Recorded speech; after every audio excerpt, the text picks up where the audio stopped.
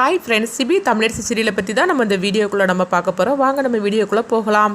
ஜானு வந்து ஜோசியருக்கு ஃபோன் பண்ணுறாங்க. நீங்கள் வாங்க, சிபிக்கும் தமிழரசுக்கும் ஜாதகம் பொறுத்த பார்க்கணும் அப்படின்னு சொல்லவும் உடனே வந்து ஜோசியரும் வராங்க.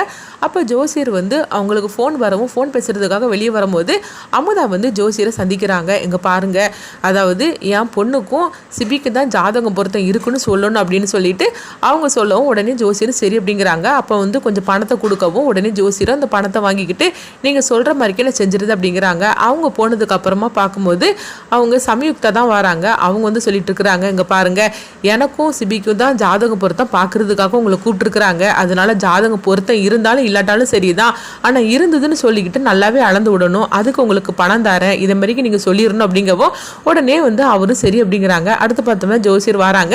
வந்ததுமே வந்து ஜாதகம் பொருத்தம் எப்படி இருக்குன்னு பாருங்க அப்படின்னு ஜானு சொல்லவும் எல்லாருமே அங்கே இருக்கிறாங்க. அப்படி வந்து அவங்க ஜோசியர் வந்து அவங்க ஜாதகத்தை பார்த்து அவங்க வந்து சொல்லிட்டு இருக்கிறாங்க, இந்த 2 ஜாதகமும் அமோகமா பொருந்திருக்குது, இந்த பொண்ணு உங்கள் வீட்டுக்கு மருமகளாக வர்றதுக்கு நீங்கள் கொடுத்து வச்சுருக்கணும் அப்படின்னு சொல்லிக்கிட்டு ரொம்பவே வந்து புகழ்ந்து பேசிகிட்டு இருக்கிறாங்க. இதை பார்த்துட்டு அமுதா வந்து ரொம்பவே சந்தோஷப்பட்டுட்டு இருக்கிறாங்க. நம்ம நினச்ச மாதிரிக்கே ஜாதகக்காரரு நல்லாவே வந்து அளந்து விட்டுட்டு இருக்கிறாரு, பரவாயில்லையே அப்படின்னு சொல்லிட்டு இருக்கவும் இன்னொரு பக்கம் பார்த்தோம்னா சம்யுக்தாவை தான் காட்டுறாங்க.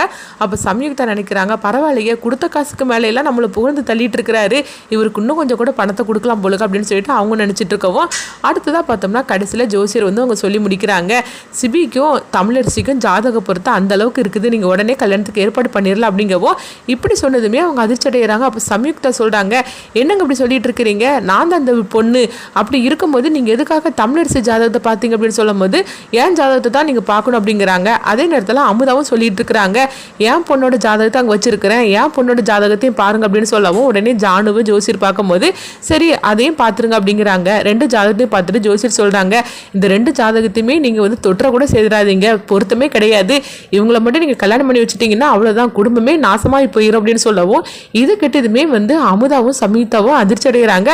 நம்மக்கிட்ட பணத்தை வாங்கிக்கிட்டு இவர் இப்படிலாம் சொல்கிறாரு அப்படின்னு. அடுத்து பார்த்தோம்னா ஜானு வந்து ஃப்ளாஷ்பேக்காக அவங்க நினச்சி பார்க்குறாங்க.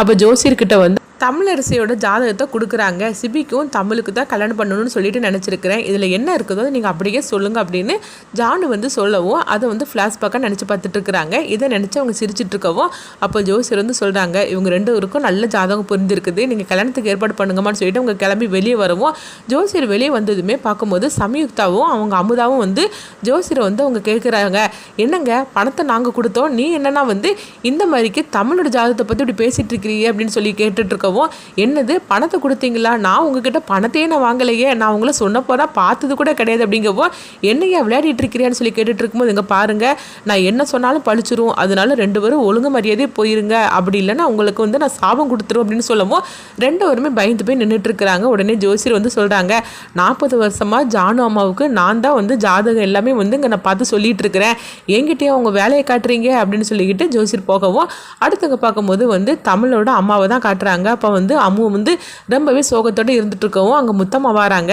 அப்போ வந்து முத்தம்மா வந்து சொல்லிட்டு இருக்கிறாங்க, என்ன அம்மு ரொம்ப சோகமாக இருந்துட்டு இருக்கிற அப்படிங்கும்போது வேற என்ன பண்ணுறதுக்கு, நீ என்னன்னா வந்து சிபிக்கும் தமிழுக்கும் கல்யாணம்னு சொல்லிட்டு இருந்த, ஆனால் இங்கே வந்து தமிழ்கிட்ட கேட்டாக்கி தமிழ் வந்து ரொம்பவே எரிஞ்சு விழுந்துட்டு இருந்தா, கோவப்பட்டு பேசிட்டு இருந்தா அப்படின்னு சொல்லவும் இங்கே பாரு, நீ நினைக்கிறதுலாம் ஒன்றும் கிடையாது, அங்கே வீட்டில் என்ன தெரியுமா நடந்துச்சு அப்படின்னு சொல்லும் போது என்ன நடந்துச்சு அப்படின்னு சொல்லி கேட்டுட்டு இருக்கவும் இப்படி ஜானுமா வந்து இவங்க 2 பேருக்கும் ஜாதகம் பார்த்தாங்க, அப்படி பொருத்தம் இருக்குதுன்னு சொன்னதுமே ஜானு அம்மா முகத்தில் எவ்வளோ சந்தோஷம் தெரியுமா, கல்யாணத்துக்கு ஏற்பாடு பண்ணலான்னு ஜோசியர் சொல்லிட்டார் அப்படிங்கவோ இது கிட்டதுமே அம்மு வந்து சொல்கிறாங்க, என்ன முத்தம்மா நீ சொல்கிறதெல்லாம் உண்மையானு சொல்லி கேட்கும்போது ஆமாம், அங்கே வந்து ஜாதக பொருத்தம்லாம் பார்த்தாச்சு, இது 2 பேருக்கும் அந்த அளவுக்கு சூப்பரான ஜாதகம் பொருந்தி இருக்குது அப்படின்னு ஜோசியரே சொல்லிட்டாரு அப்படிங்கவும் அதனால நான் அடுத்தது கல்யாண வேலை தான் அப்படிங்கிறாங்க.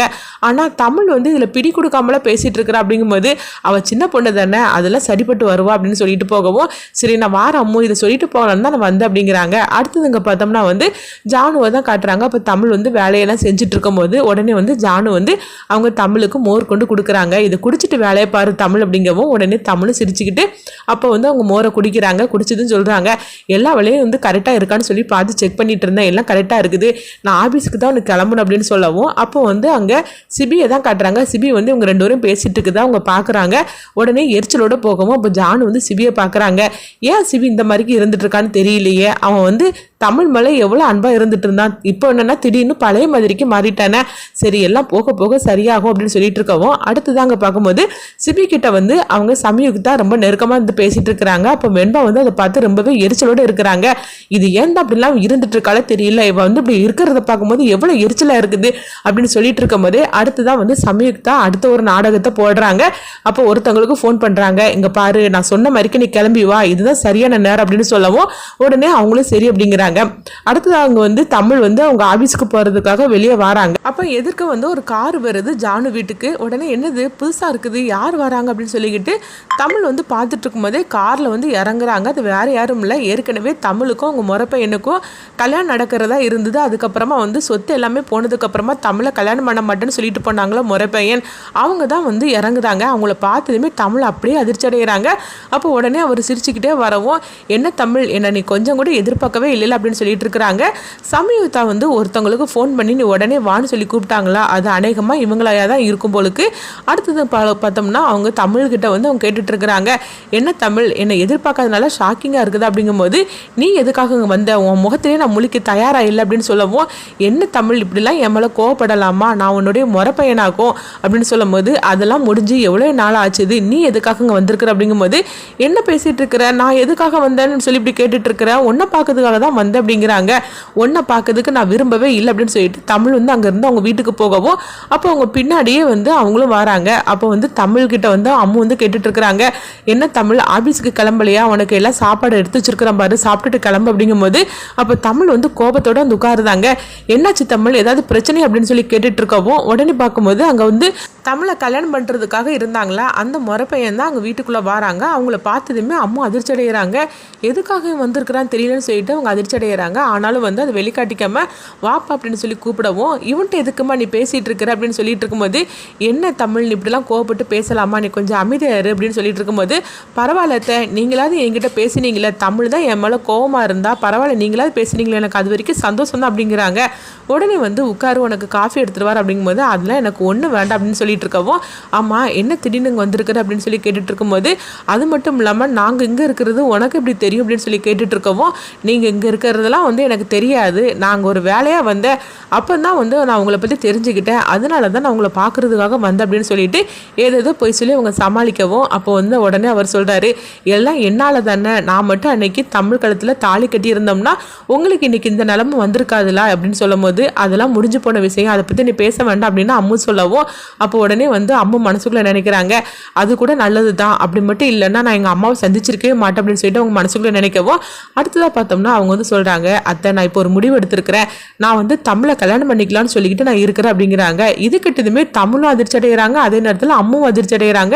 அப்போ தமிழ் சொல்கிறாங்க, இங்கே பாரு ஒழுங்கு மரியாதை இங்கே இருந்து போயிரு அப்படின்னு சொல்லிட்டு இருக்கவும், இவ்வளவு நேரம் மரியாதை கொடுத்து எங்கள் அம்மா பேசிட்டு இருக்குதே பெரிய விஷயம், உன்னை கல்யாணம் பண்ணுறதுக்கு நான் ஒன்றும் தயாரா இல்லை அப்படின்னு சொல்லி பேசிட்டு இருக்கிறாங்க. இதனால அடுத்தது என்னெல்லாம் நடக்க போகுது, சமயுக்தா அநேகமாக வந்து தமிழுக்கும் சிபிக்கும் வந்து ஜாதகம் பொருத்தம் ஜானு பார்த்ததுனால தான் இந்த கல்யாணத்தை எப்படியாவது நிறுத்தணும் அப்படின்னு சொல்லிட்டு தமிழோட ஃபேமிலியை பற்றி அவங்க தெரிஞ்சிருந்திருப்பாங்க. அப்படி தெரிஞ்சிருக்கும் போது ஏற்கனவே கல்யாணம் வரைக்கும் போய் கல்யாணம் நின்ன விஷயத்த வந்து சமயுக்தா வந்து கண்டுபிடிச்சிருப்பாங்க. அதனால இவரை வரவழைச்சிருக்கலாம்.